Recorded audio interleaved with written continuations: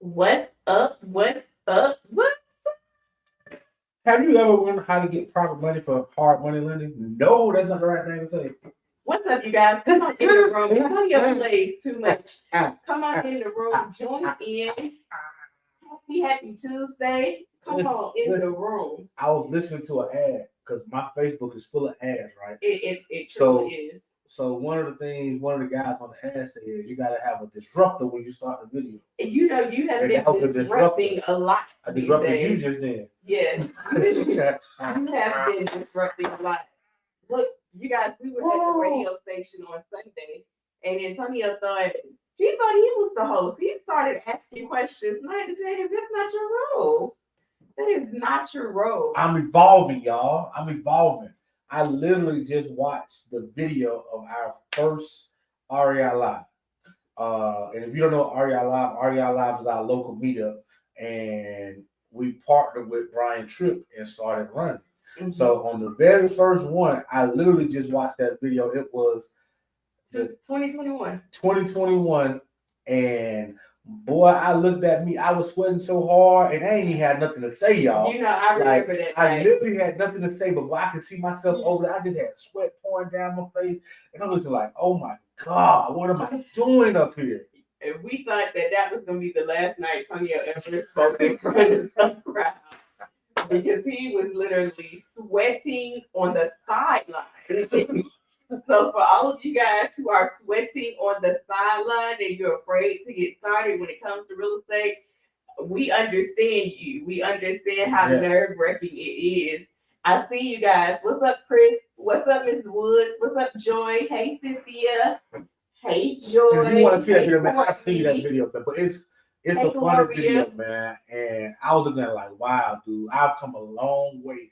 And self-appraisal, I always say that self-appraisal ain't shit.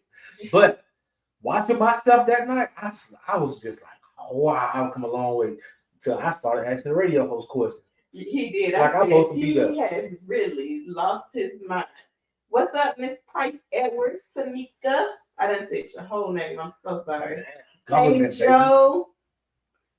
All right. I see you guys are ready. Come on in the room. You guys are ready. Let's go. I'm ready to get to this money. Get to the money. Let's get to the money. Let's get to the money. Listen, if you know someone that may want to join in and they are not in the group, I want you to tag them on the post so that they can join in, and our team will let them in. But I want you to go ahead and tag them so they can come into the group. If you think this will help anyone, make sure you tag them so that they can join the group. Before you say that, if you are a person that lacks credit or lacks funds, let's invite the person who you think might have those funds to the call. Into the group. Because if we can water the seeds that you're planting, it becomes a whole lot easier. Mm-hmm. Like, you don't have to show them the benefits. Let us show them the benefits of working with you. Oh, I see y'all adding people. Come on. Hey, Nicole. Let's go. I think you guys are ready. Are you guys ready? Ready. Hey, first of all, can y'all hear us? Make sure that people can hear us. Oh, they can hear me. They are tagging people. They can hear me. Okay. They are tagging people. I think Joy just tagged 8 people. Let's go. Joy can definitely hear us.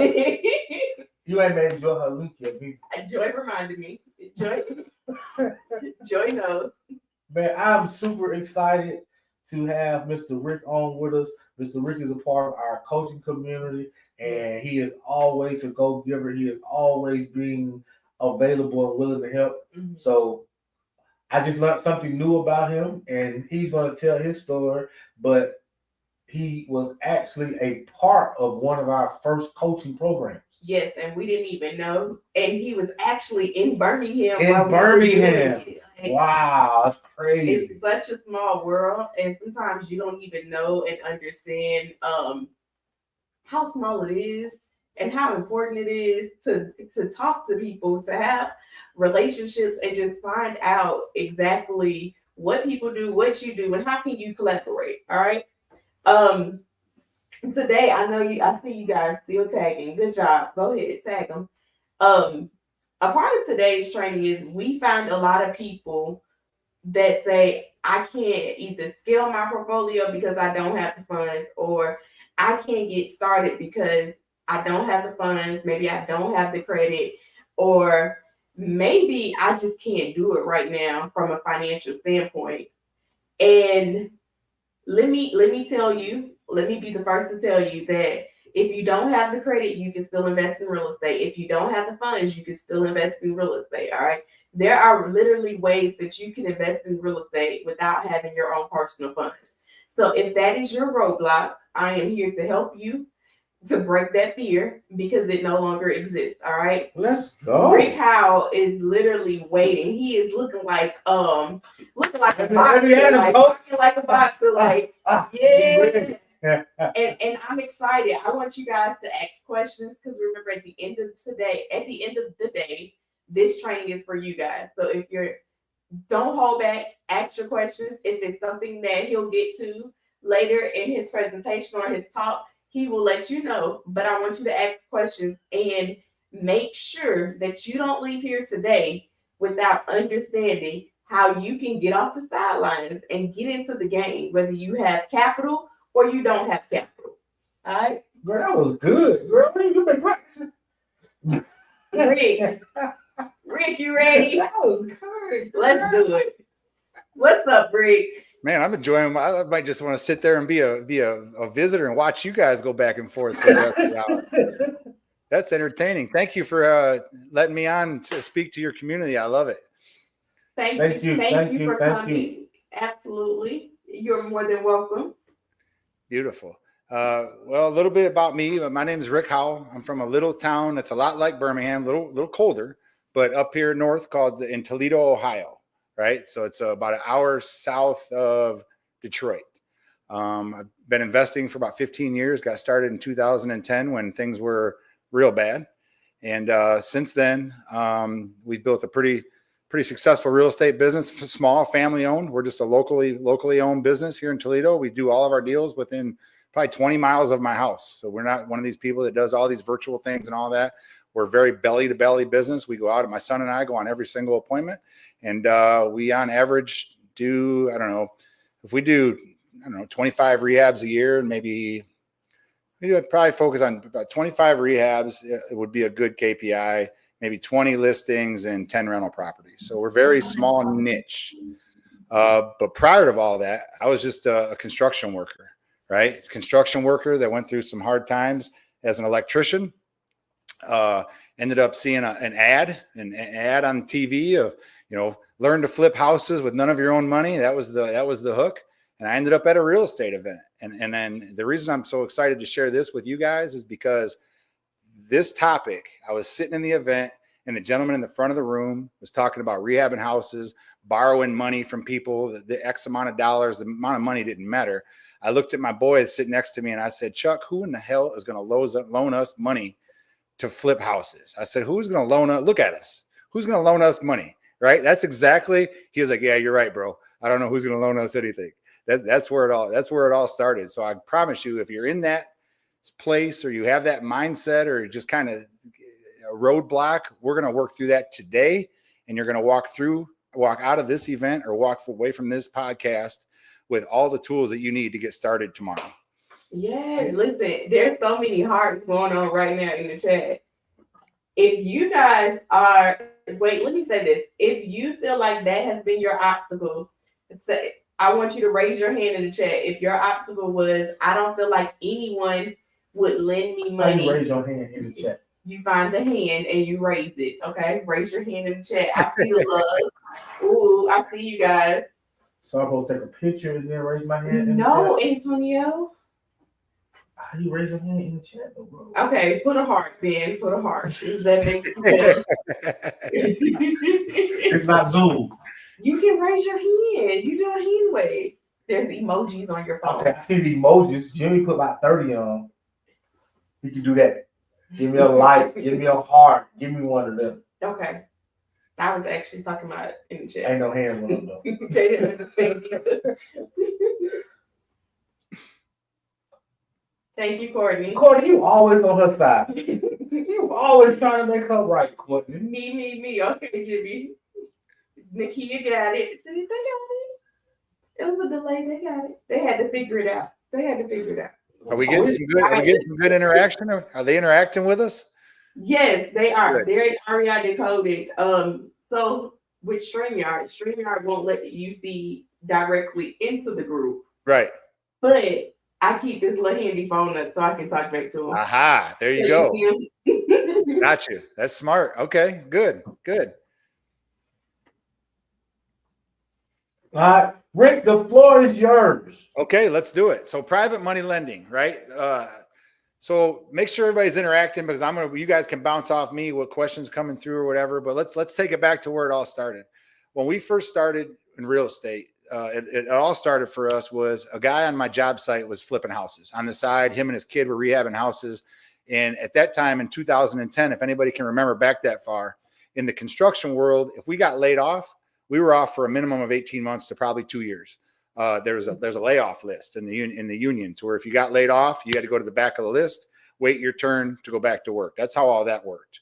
Well, I remember going to work every day, just like, man, layoff. The job starts winding down. What the rumors that start flying around is layoffs are coming. And I knew this guy over here in the job trailer was flipping houses, making a killing on the side and on the weekends and evenings. Now, he didn't know how to teach me how to get started, but what he did do that changed the trajectory of my entire family's life was he gave me the book called Rich Dad, Poor Dad. That book is what set us up. I don't know if I even read many books in high school, to be completely frank, but that book right there I would go home excited to read that book. It took me about a week, and I read that book, and that changed the game. That's where the first term private money came from, the whole asset liability. I'm sure people on this call have already read that book. If you have not, I highly recommend it. But that right there led to looking for real estate events, right? Got to the real estate event, we heard the term private money again, and that's when all the questions started rolling. I can give you one 5-minute bit right now that will change the game for you 100%. The roadblock that holds us up from raising private money is between your own ears, right? And it's all about how we look at ourselves. See, most people, especially when we're first getting started, we look at it and think of it as if, who's going to loan me money? Who can I borrow money from? Me, right? It's all about me. We'll change the game. You know, respectfully, it's not about you, right? It's never been about you. It's about the people you're going to impact through your business. So when you have a mental shift and you think to yourself, how can I be an opportunity for the Denmarks to make money through my business? The game changes because now you're no longer small-minded thinking to yourself, I need to borrow money to help me. No, I'm thinking about the Denmarks and how can I offer you an opportunity to make a double-digit return on your money through my business, right? Absolutely. Now, let's talk about the fundamentals of this. So I don't know how many people in the room or in the chat have got money in a savings account, right? Your money in the savings account, if you take a look, is probably making 0.01 to 0.03% of your money sitting in the bank. So if I could show you a way to make a double-digit return backed by real estate, is that something you'd like to hear more about? I just gave you the pitch, right? That pitch right there. You did it so smooth, though, Rick. You did it so smooth. You gotta back it up for them. You know they just been hit with a line. Trying to get that. Back it up one more time. Hit it one more time, Rick. Let's role play this, right? Let's role play this. You guys have the tools to change the game. Let's role play this. You guys are some potential lenders. You guys good with that? Good. Let's roll. Right. I'd say Antonio, man. I'd say what do you do, Antonio? Man, I fix on houses every day. You're in real estate. Yes, sir. Beautiful. So I mean, obviously the market is kind of questionable. Nobody knows what's going to go on. We're either good, we're bad. Man, I just did a post and everybody got different opinions about the market. It's just crazy right now. How's your money working for you right now? Not too good. My money in the bank, but I mean, it's just sitting right now. It's just sitting there. Deals come. Yeah, until a few good deals come. What do you guys get? Any idea what your return is? Well, while it's sitting in the bank, it's not getting any return, really. Right, but they're sure enough lending your money out, getting 6 to 12%, right? Absolutely. Sometimes too many. Well, Antonio, what we do is we share with people how they can make double-digit returns, sometimes more, on their money backed by real estate. Is that something you'd like to hear more about? Definitely. All right, beautiful. I'll tell you what I'm going to do. I'm going to shoot you over some information about how we do that. Go ahead and take a look at that. What I'm going to do is give you a call tomorrow. I got 10 o'clock and 2 o'clock available. What time works best for you? 2 o'clock. The boss said 2 o'clock. 2 o'clock? Awesome. Take a look at this lender packet that I'm going to send over to you. And I'm going to give you a call at 2 to kind of answer any questions if you have anything, and then maybe see what the next steps are. Would that be good for you? Sounds good. Well, Rick, do I got to be like an accredited investor, anything like that? Or? To lend money? That's a really good question. I could jump in the weeds on all that and probably confuse you, but the tool I'm going to share with you is map it out from start to finish on how you can benefit from my business of real estate investing. Oh man, send it over. All right, beautiful. So Yeah, with I got great pitch. Yes, thank you. Okay. the key is this, guys. Before we get into the pitches and all the tools and all that, understanding that you are an opportunity. We are an opportunity, right? And I'll share with you exactly how we got our first private money lender. The most important thing you can possibly do is, whether you think you are or you think you aren't, you are a successful real estate investor. I don't care if you've done no deals or you've done 100 deals. If you don't believe in you, nobody's going to believe in you. So it starts here. We have to believe in us before anybody else will believe in us. And then when we pivot our mindset from who can I borrow money from to do real estate deals to who can I offer the opportunity to do deals with me, that's the game changer, right? Because now you're not begging and pleading. So if I come to you and say, you know what, I got this deal. Can I borrow $100,000 to flip a house? What are you going to say to me? No. Now, sounds interesting.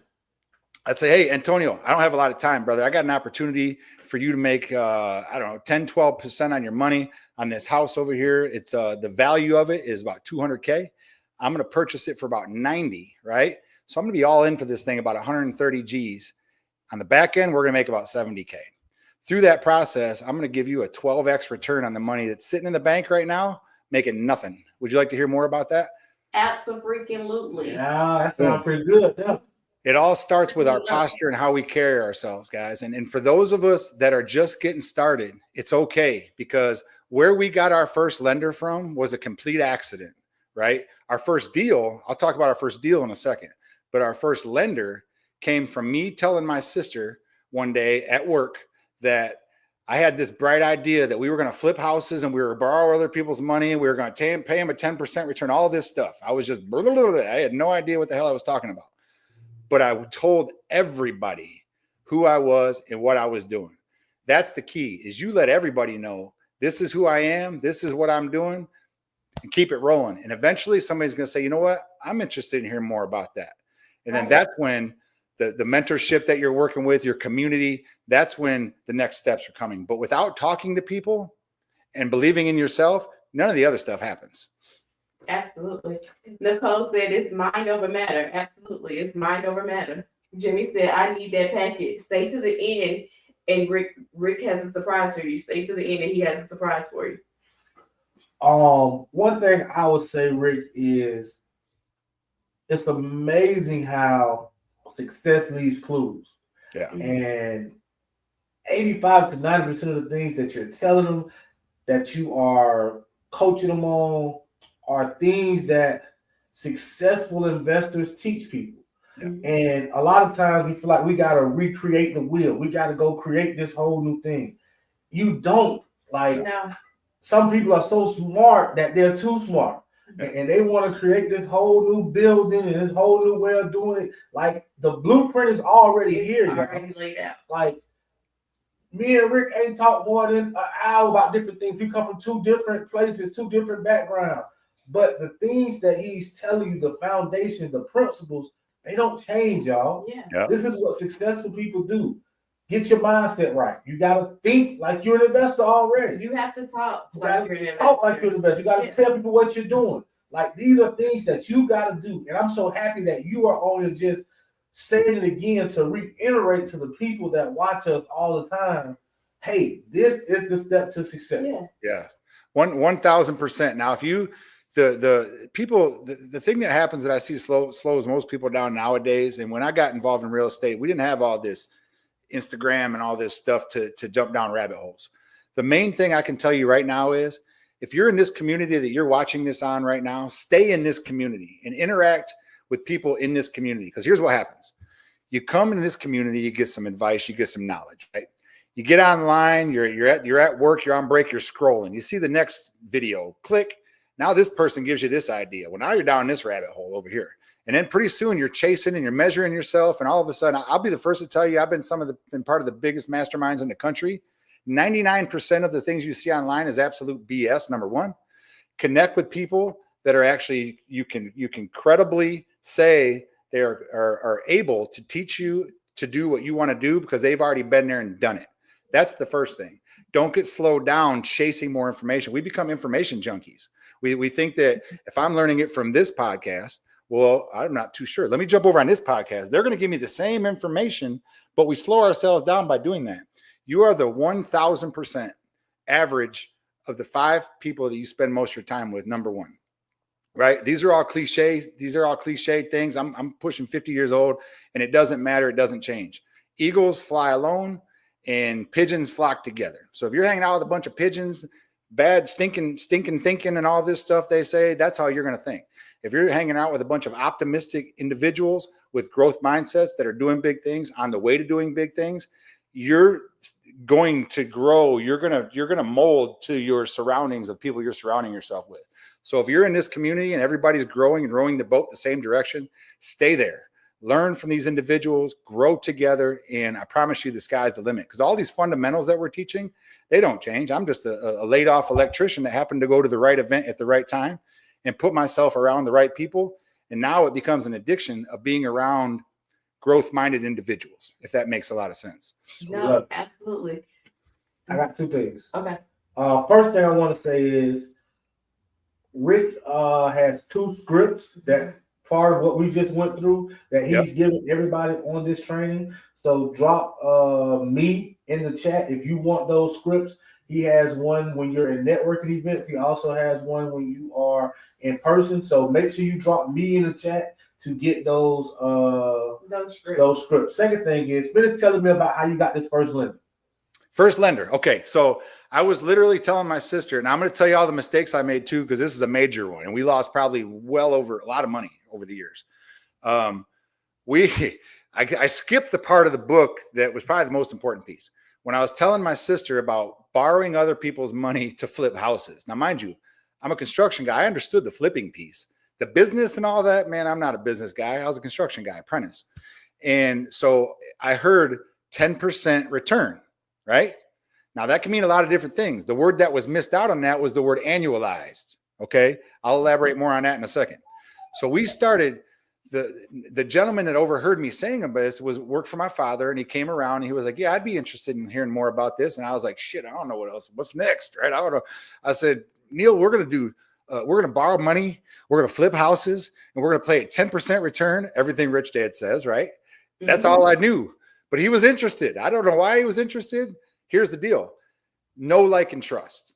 He knew that we had never done a deal before, but he knew the kind of people we operate. We were good people. We weren't out to hurt nobody. So people know, like, and trust you. They buy into you before they buy into the deal, and then they buy into the deal, if that makes sense. So we did the deal. I don't know. We bought it. It was in Michigan, about 2 miles up the road, and we bought it for 45 G's. And I forgot the total loan amount. The total loan amount, I think, was like 90 or something. But the 10% return is what was wrong.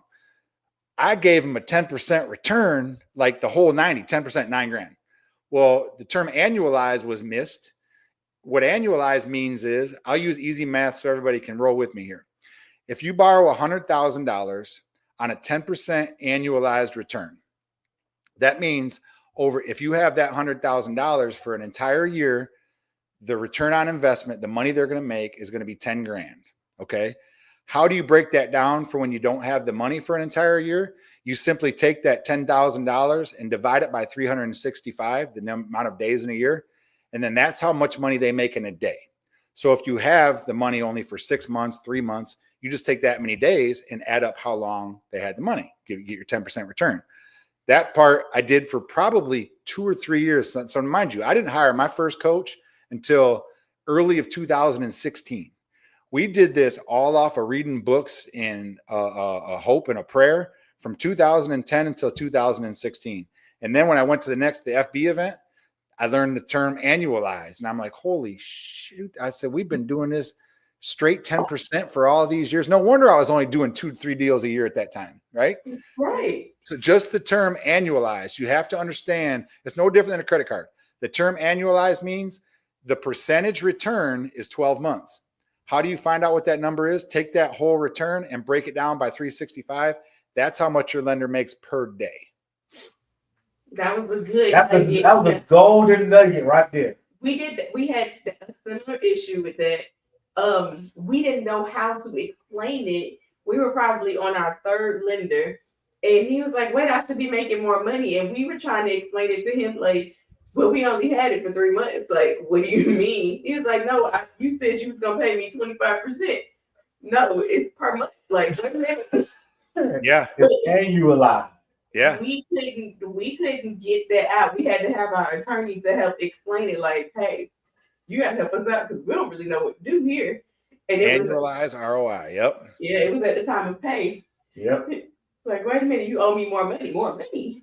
little things like that. But when you're dealing with people that are business savvy, usually people that have money in the bank have some sort of a gumption about money, right? If you're going to go deal, 100, you guys are in a market a lot like ours. Our median price point, I think our median price point here is like 190 or something, right? What are you guys at down there? That's about right, right? That's a good median. Yeah, it's been about 5 years since I've been down there, but that was why it was really easy to teach there because the houses were a lot like here. So if you're dealing with, say you're borrowing a couple $100,000 to do some deals, if you screw up that word annualized, I mean, that could wipe you out. You know what I mean? Number one, you could set the wrong expectation to the lender. They're like, well, yeah, I want 10%. 10% of 200's $20,000. Whether you have it for a month or a year is a big deal. Huge. It is. Yeah, that's a big deal. All right. So you messed up in the beginning. Yeah. But what I hear is you kept going, you kept pushing. You didn't let it stop. We messed up in the beginning. I'm a numbers person, but I had never had training on that. Yep. So on our first deal, our first couple private lenders, we was literally giving like 50% return. We were. We started off at 20, and then if it took longer, we went to 40. And then if it took longer, we went to 60. And it was like, what are we doing here? So the crazy part about it, the reason it kind of worked out is because we was turning the money over quick because we was burned. So we was refinancing in 3-4 months. So it really wasn't an issue until one time we ended up having to go the whole year. And it was like, I just gave her 50%. She gave me 20,000. I gave her 10,000. Something ain't right about this. But it taught us to go dig into our books. Yeah. It taught us to get a little better, to teach it a little better. That's why we're so passionate about this, because when we started getting private money, real estate changed for us. Yes. Like we were doing real estate for 6 years, just using our own money, maybe a credit card here, 1 or 2 deals. But when we got into this private money world, it changed everything. Yeah. So we're so excited about it because we know that if you understand private money and you get taught private money early, your growth, there is no cap. No cap. And when we got into it, it was at a time where we didn't have credit because we messed up on the first flip, and we didn't have any money because I had just got laid off. So we had to be creative and figure out, all right, we doing this full time. What are we doing? Yep. How are we doing this? It's interesting the way it works, though, guys. For anybody listening to this, understand this. When we first get started, we put roadblocks on our own head, right? And we work with people every day and deal with this. A lot of it isn't the real estate. It's not the lender. It's not the contractor. It's not finding the deal. It's here, right? So what's going to happen is you want to develop into what we call big boy problems, right? At the very beginning, the problems are, how do I find the contractor? How do I find the lender? How do I find the deal? Oh my gosh, what do I do? You get this big overwhelm thing. What you want is a step-by-step system on how you build this out. Now, what's going to happen is you're going to go from wondering where you're going to find money and deals to, holy smokes, I got to find another deal because they want more money out. They don't want their money back, right? They're like, once you give somebody an experience of making 8, 10, 12% return on their money, and then you go to pay it off, the title company is going to wire their money back to them. You know, just FYI, every time you do a private money lender deal, close it out completely. Don't roll it right into another deal. Close it out completely and then reset. We can explain more on that here in a second. I just want to make sure nobody rolls it right into another deal. You can. I hope y'all got that. Yeah, we'll touch on that here in a second. I made that mistake too. Yeah, well, you don't know what you don't know, right? But you evolve into the big boy problems of the fact that you're like, well, where am I going to find money? Now you're like, oh man, if I don't put his money to work, they're going to send it somewhere else. So now you get to pick and choose, and that becomes a whole different world because rather than where am I getting the money, now you have to grow your business to be able to fulfill all your promises to these lenders. Because once they taste double-digit returns one time, all you got to do is give somebody a good experience once, and it'll just grow for you. Absolutely. They get spoiled. As hard as that is to believe, they get spoiled and they want more. Just like you want more after you've had success with real estate, you're going to want more. Like, it's a normal thing. All right. So I know you said you're going to tell about two things. You're going to tell us about the first private lending, but you're also going to tell about your first deal. Yep. So the first private lender came from sharing a story with my sister. Somebody literally overheard me. So the takeaway from that is when you're out and about networking, sharing people, who are you? I'm a successful real estate investor. And at first, when you first start saying that, you're going to feel a little weird. You're like, oh, I'm kind of lying. No, you're not. Because in your mind, you're a successful real estate investor because you know where you're going, right? So you got to have the confidence to let people know maybe you haven't done 20 deals yet, but who cares? I'm a successful real estate investor. Share that story and it'll become reality. Now, doing our first deal, that the same thing happened when I had a partner at that time. His name's Kevin. We went to the Rich Dad event. We read the books. We did all this. We heard about private money lending. At that point, we didn't know, but we did know another strategy that they talked about at the event. We didn't have any money. We were broke, living paycheck to paycheck, but we had houses, right? So in Rich Dad Poor Dad, they're going to talk about equity lines. So Kevin and I, now this is straight taking action. This is no BS. This is like, I was a ready, shoot, aim type of individual, right? Been that way my whole life. And sometimes it works out, sometimes it doesn't. The book said equity lines. So now my partner and I are at this bank putting home equity lines of credit on our houses. And here's the takeaway, guys.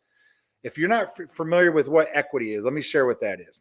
Equity is this. If you have a $200,000 house and you have $100,000 of it paid off, you have $100,000 in equity right there. That's cash that's not being used, right?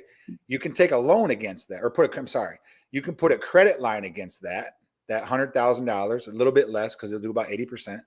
And you can use that money as you need it to do deals. The key is you'll watch on the TV commercials, the banks will pitch that is use your equity line to go on vacation. Use your equity line to do all this other nonsense.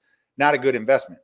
But if you use an equity line to make more money, that's where the game changed for us. And here's why this worked out is because usually a roadblock when you start using or start working for private money is you're like, I don't have a story. Nobody will listen to me. I haven't done any deals. Perfect. Your main goal should be able to do one deal. I don't care how you get it. Private lending, credit card flipping, your own money, your retirement account. We'll talk more about that in a second, but give yourself one experience to do a deal. Once you do a deal, you now have proof of concept that you have done this. Once you have proof of concept that you have done this, the floodgates open. It does. Listen, it's so many hearts. When you said you were a ready, aim, shoot, I had so many hearts and laughs because there's some people who are just like that. And it works and sometimes it doesn't. Antonio is a ready, aim, shoot. I'm not a ready, aim, shoot. Ready, shoot, aim. Ready, aiming. When I'm ready, I'm ready. He's ready. It's not. But my aim gonna take a little minute now. I'm gonna be aiming for a minute now. I'll be looking for a minute. But when it's time to go, I'm gonna go. Yeah. There's nothing wrong with that. And a lot of times and what'll motivate people and drive anybody in this group, put yourself around people that are action takers, right? Because number one, you'll learn from that. And number two, that inspires you. Now, when I say ready, shoot, aim, I don't mean just go out there and pull the trigger and do something crazy. I'm saying operate in a structured format like you're learning. In my situation at that time, I didn't know any better. I just, I read a book. I went to this event. I knew that layoffs were coming. That was my pain point. I knew layoffs were coming. I'm like, shit, I got to find a way to make some money. So that was the why, right? We didn't have any other choice but to go find a way to make some more money. Right. Sweet. All right, any questions? I got a couple points I'm gonna come back to Rick on, but if you got any questions, man, y'all drop them in here for Rick. Man, he is giving us straight fire right now, man. I got two things, but one of them I'm gonna touch on. Before you touch on them, and then for people who are interested in getting Rick scripts for how to talk to how to get a private money lender, how to raise capital. Let's not make that seem real. It's not a lender. That sounds scary when you say that. But how to raise capital to fund your deals, put me in the chat. I don't read the scripts, y'all. They fine. All right. So the first one was you talked about don't roll over the lenders. Yeah. What's the pluses and minuses? Why you say that? Got it. First off, I'm not a financial advisor or an attorney or any of that. Yeah, we ain't either. Hey, I learned the hard way. You have to disclose that stuff nowadays because somebody will. Yeah. Anyways, but there's lending legalities between closing out a deal and just taking one and rolling it right into another deal. The fundamental is if you're doing this right, the way the structure works is you get a deal. Lender says they're good to go. You handle the paperwork. The money gets wired from the lender's bank to the title company, never to you. You never touch money, ever. Hold on. Say that again. You gotta say that one again because we had a situation that's real similar with one of our students, and I'm not gonna say they was mad, but they was disappointed that they didn't get the money as fast as they wanted because we were trying to tell them this part right here. And because they didn't get the returns mapped out the way it should be because it was from one bank account to the other instead of putting it in writing and doing it through the closing attorney. Yeah, so please elaborate on this. So here's the three documents you want to make sure. Now, I'm not going to go down a rabbit hole. I'm just going to give an explanation. Your mortgage, okay, a promissory note, and you want to have insurance, the private money lender, you get homeowners insurance, construction insurance to do your deal. The first person named on the insurance is your lender. Reason being, hurricane comes through, smoke, fire, whatever. Something happens to the house, your lender's money is always protected. That right there is what separates your investment from like the stock market. You can't invest in the stock market and have your money be secured. The promissory note is you promising, making sure that you're going to promise to give the money back, a guarantee that you're going to pay their money back regardless, or they get the house. The mortgage is what ties up the property that cannot be sold until the mortgage is paid off. So hypothetically speaking, you have a $100,000 loan with a lender. The mortgage is in place. When you turn around and sell the house, the mortgage gets paid off first. That lender gets paid off first. You get above and beyond the profit above and beyond that.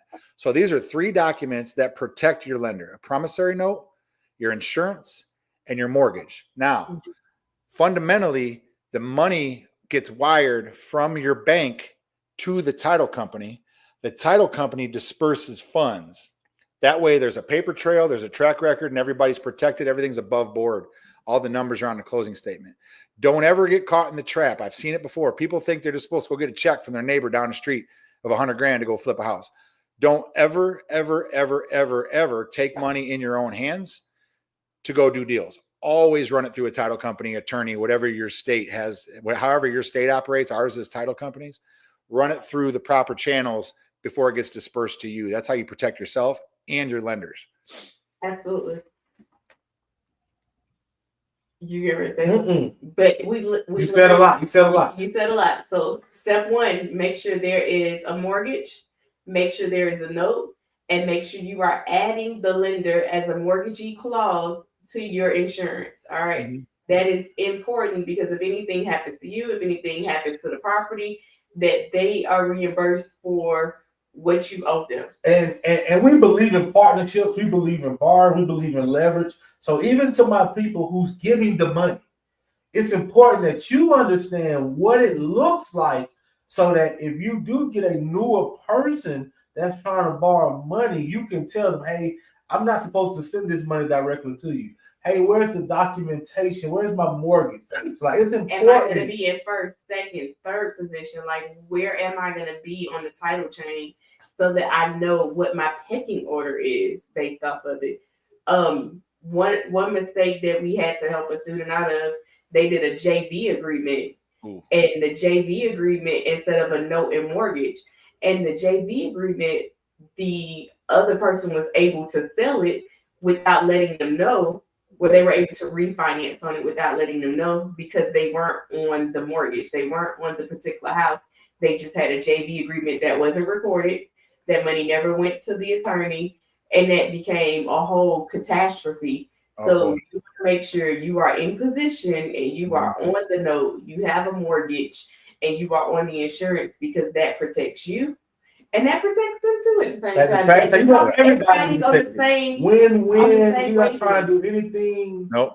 Mischievous. Did I say that word right? Yeah, you did. Run it through your attorneys too. That's why it's always good to have lawyers involved when you're dealing with money.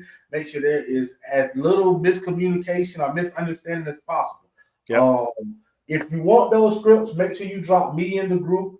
Last thing I got for Rick is retirement accounts. I heard you drop that word. That's a buzzword. So kind of talk to me a little bit about that. Self-directed IRAs. So there's retirement accounts that people can use. It's called a self-directed IRA, and they can take it and they can invest. They can invest in things. Like they can borrow against it. People can take, and a lot of times self-directed IRAs are created for situations like this where they want to invest in real estate. They can take the money out of a self-directed IRA, invest it, say the 10% return or whatever you like to give, and it gets repaid back to the self-directed IRA, tax deferred, obviously, until they use it. Then they'll pay taxes and all that stuff. But that's a great way to build a retirement account, a lot safer. This is just my opinion, a lot safer than the stock market, and predictable, because the money's always backed by an asset that you can prove the true value of it, rather than investing in the stock market. Again, I second this. One thing that I'm talking to a lot of people that have used self-directed with us is you don't have to take all of your money and put it into a self-directed IRA. Like, you can transfer a portion of it and use that and let it grow, but you can still do your other thing at the same time. So we've had a lot of people use self-directed IRAs.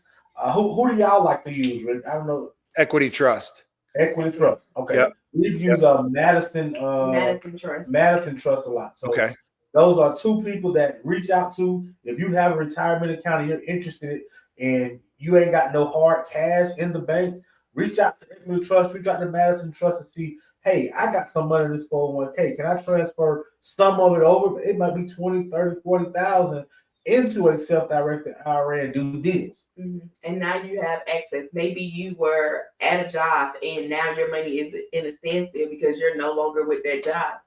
Go ahead, contact them, find out a way that you can transfer that and convert it into a self-directed IRA. And now you have money to fund your deals or to fund someone else's deal. Yep. Right.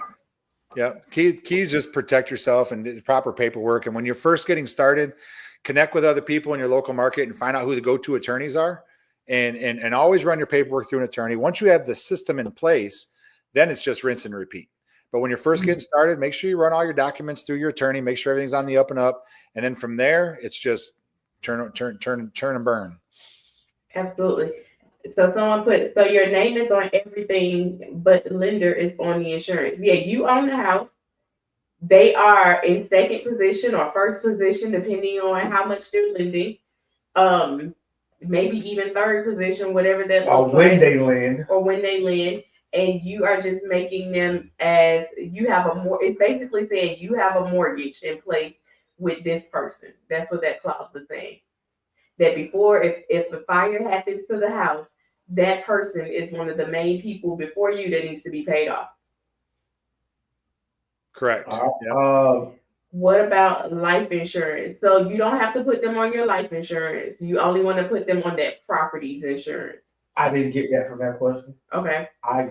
Can you use life insurance to invest in real estate? Okay. If that's the question, absolutely. You can use life insurance depending on what you're using. If it's an IUL, you can definitely use that as a way of investing in real estate. Nice. Did I miss anything? Great Was you info. looking? I was. Mhm. How do you advertise for private money? How do you advertise for private money? Great question. When we first got started, everything's word of mouth. So there's a lot of people that will get online and say, hey, I have an opportunity to, make double-digit returns, yada, yada, yada. I personally have never done that. When I first, our coach taught us friends and family to begin with, and that's what we did. But what happens is once you have the proof of concept, like I said, our first deal was equity lines, and then it became mom finally took a shot. And all these were just small little lenders at first. It was an equity line. And then our first lender was both Kevin's parents and my parents. I think one had 25 and one had 30 grand. Right. And then that evolved into a little more and a little more. Well, then now we're doing so many deals at the title company. We're doing so many deals all over the place. Now people start raising their hand, asking you, hey, how can I learn more about that? Right. But at the very first, it was friends and family.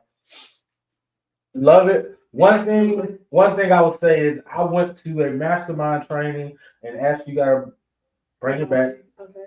We was in Atlanta. We went to Ramon Toots mastermind, and one thing I said is be very cautious of marketing for private lenders online, because you can get into an SEO. You can get into SEC world, and you can get into something. Oh my goodness! You can get into a lot of trouble. Yes. The way you market some regulations where and stuff you have to get it approved by. You got to get it approved by the state, by the United States, and it has to really be. You have to really raise capital a certain way.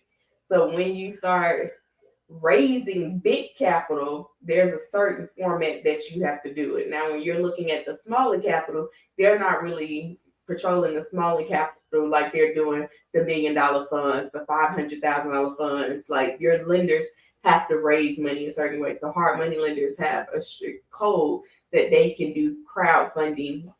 One thing that I want to stress is that what Rick is teaching, what Rick has done, he's not doing crowdfunding. No. All right. No. It's not crowdfunding where you can get 5, 10, 15 people, put them all in one pot and do a deal. No.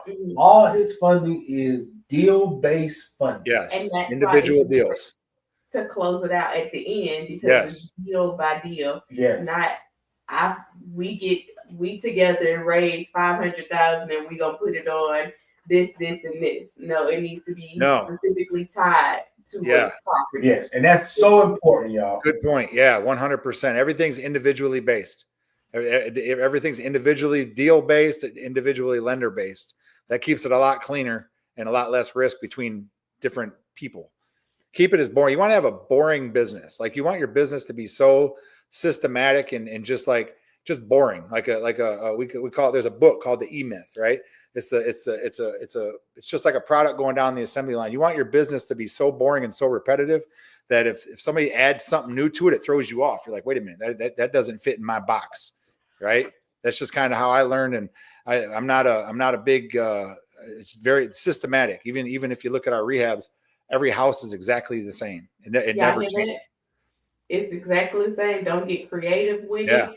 Produce the same thing over and over again, because that helps with doing it with speed and making it right. Yeah, 100%. I was laughing because Joy put get in the X-Clipper Academy community. Oh, thank you, Joy. Thank you, Joy.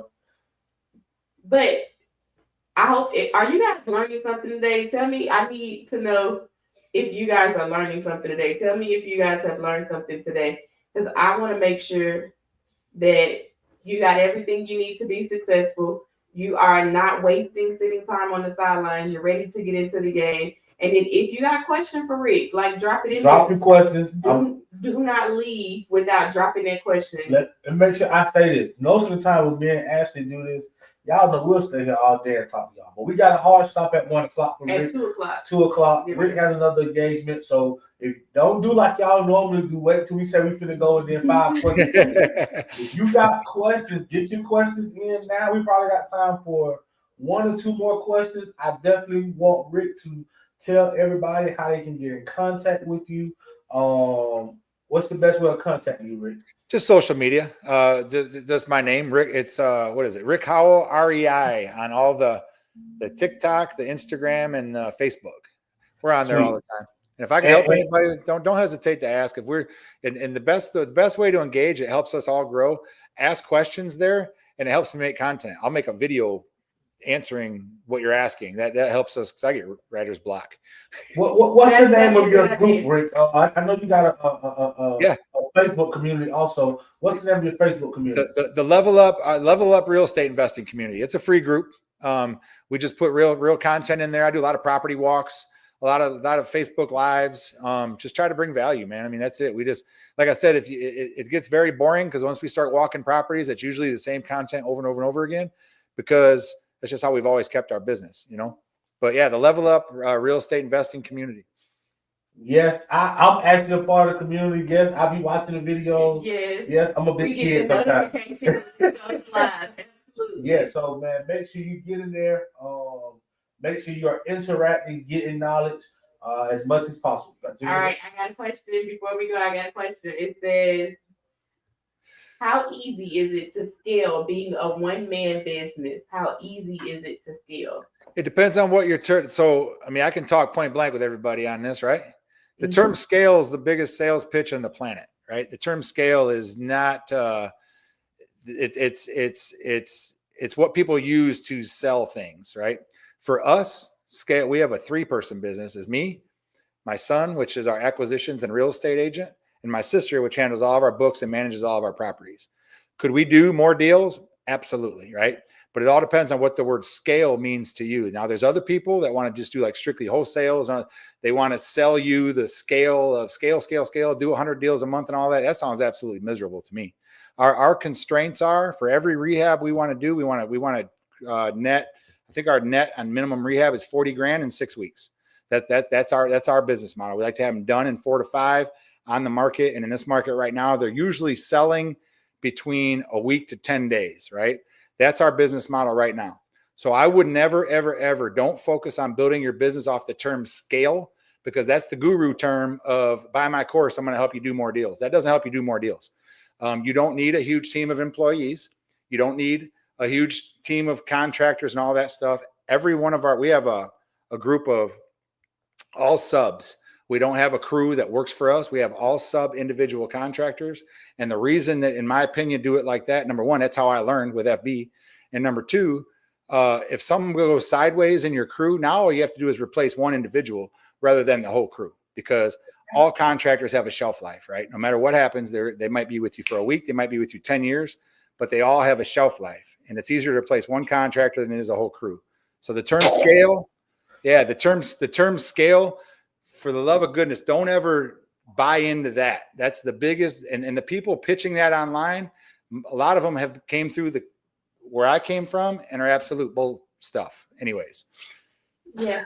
And I would ask yourself, like, what is it do I really want at the end of the day? Like, do I want to build a job out of this, or is this something where I'm trying to build a business? Yeah. Because if you're trying to build a business, then you won't be a one-man show. You're going to be quickly trying to find people to replace you so that it runs without you. So always ask yourself, is this a hobby? Is this a business that I'm trying to build? And that kind of helps and leads you to exactly what you want to do and how to position it. If it's a hobby, it only needs to be a one man because you're not doing it full time. But if it's something where you want to build something that you sell to somebody else and it replaces you, then you're going to have to put some people, systems in place, and it's not going to just be you. I'm sorry. And I will say that when it comes to real estate, that is probably one of the hardest things to build and replace you. That is probably one of the hardest businesses because of what Rick said. Your contractor life is a shelf life.